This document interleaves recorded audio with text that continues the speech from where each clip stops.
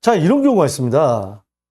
저도 참 이 상담 받다 보면 내가 주택이 있는데 상속이라는 게 뭡니까? 예, 부모님이 돌아가셔가지고 자녀인 나한테 주택이 오는 건데 이게 억울한 거죠. 그래서 지금 서울 수도권이라든지 특별자치시는 2년까지는 유예를 해주고 그 외의 지역은 3년까지는 종부세 합산을 안 시킨다고 했는데 이걸 아예 폐지하겠다고 합니다. 법안 발의를 하겠다고 하는데 이거는 이제 민주당 쪽에서도 크게 어떤 반감을 갖지 않고 동의를 할 모양입니다. 당연합니다. 이 상속주택이 이 서울 시내에 아주 고급 아파트에 잘 팔리는 건 모르는데 시골에 사시는 부모님 주택, 전원주택에 사시는 부모님 주택, 퇴직하시고 은퇴하시고 전원주택 사셔가지고 한적한 곳에 갔는데 전원주택이 우리가 투자로서 가치가 있나요? 내가 팔고 싶을 때 팔 수 있나요?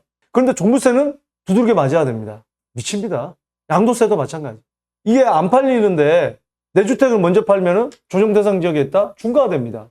참 이런 제도들을 없애야 된다는 거 제가 몇 번 말씀을 드렸는데 이번에 조금 이번 정부에서는 뭔가 좀 불합리한 것을 빨리빨리 제거해 나가는 그런 느낌은 있습니다.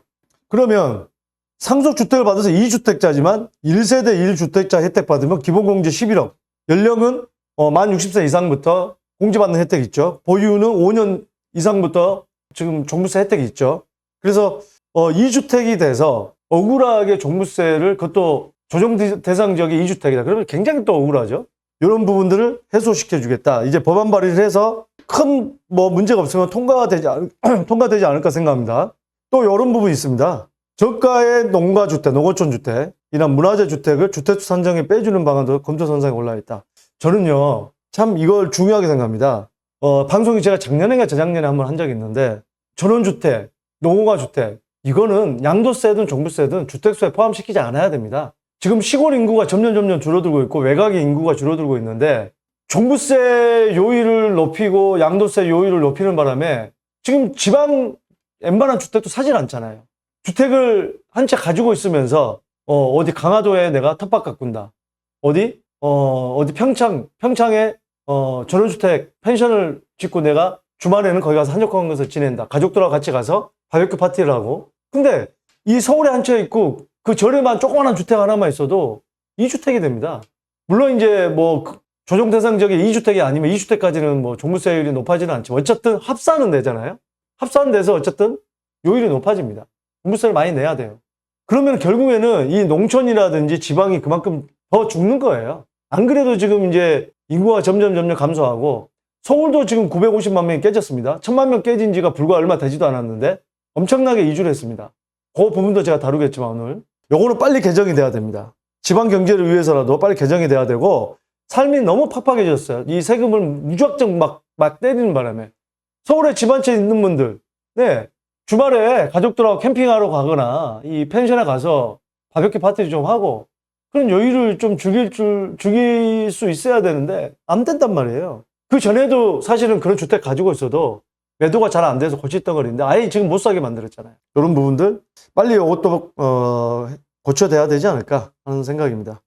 지금 현재 이 1세대 1주택자는 고령자는 만 60세부터 20%, 30%, 40%, 장기 보유 5년 이상부터 20%, 40%, 50%, 최대 80%까지 종부세 공제가 1세대 1주택은 되고 있습니다. 예, 요 부분들 빨리 없애야 됩니다.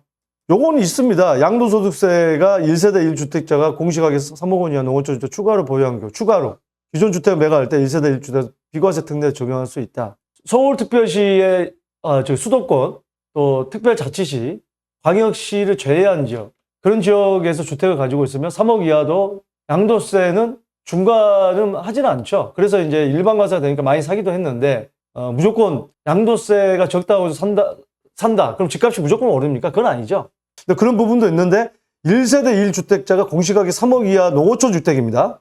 그 추가로 보유한 경우에는 기존 주택을 매각할 때 1세대 1주택자라서 그러니까 내 주택이 있고 공시가격 3억 이하의 농어촌 주택이 있는데 내 주택을 팔 때 비과세를 받을 수 있다는 거죠. 내 비과세 요건이 되면 내 주택이 비과세를 받을 수 있다는 겁니다. 이게 비과세 농어촌 주택 보유하면서 비과세 특례인데 이걸 종부세에도 적용하는 건데 이 농어촌 주택에 대한 기준이 있습니다.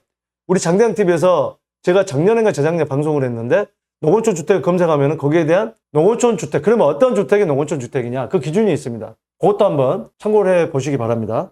자, 그러면 이 세법을 3분기가 언제입니까? 7, 8, 9월 중에 완료를 하겠다고 합니다. 그러면 올해부터, 그러니까 이걸 통과시켜서 올해부터 종부세 내는데 기준을 삼겠다. 그러니까 상속주택은 아마 종부세 산정 시에도 바로 주택수에 포함시키지 않는 게 올해부터 적용이 될 것 같습니다. 저는 양도세도 마찬가지입니다. 양도세도 지금 보면 우리가 다수지분, 그러니까 형제들이 받았다 그러면 나이가 제일 많은 형제나 또 특히 1주택자, 1세대 1주택자, 그러니까 상속하시는 분이 장기 보유한 주택, 이 기준이 있습니다. 이게 복잡합니다. 상속주택은. 그것만 이제 주택수에 뭐 양도세 중과에 포함되고 또 뭐 그런 부분도 여러 가지 몇 년 안에 팔아야 되고 5년 이내에 팔아야 되고 뭐 여러 가지 기준이 있습니다. 소수 지분은. 아예 제가 볼 때는 상속주택에 대해서는 양도세도 주택세 포함시키지 않는 거 저는 해야 된다고 봅니다. 농어촌 주택이라든지 이 지방주택 팔리지도 않아요. 상속받은 주택. 근데 팔리지도 않는데 계속 종부세 얻어맞고 내 집 먼저 팔려고 하면 양도세 만약에 중과되는 경우가 생긴다고 한다면 지금 같은 경우는 먼저 내 주택 있고 상속주택 소수 지분 같은 경우는 비과세 받을 수 있지만 이 경우수에 따라 굉장히 다르기 때문에 그 부분은 빨리 양도세까지도 없애줘야 된다는 게 제 생각입니다. 일시적 일가 이주택에 대해서 조정 대상 지역 내에서 새로운 집으로 이사 갈 때 기존 집을 1년 안에 팔아야 되는 걸 2년으로 연장을 시켜놨죠.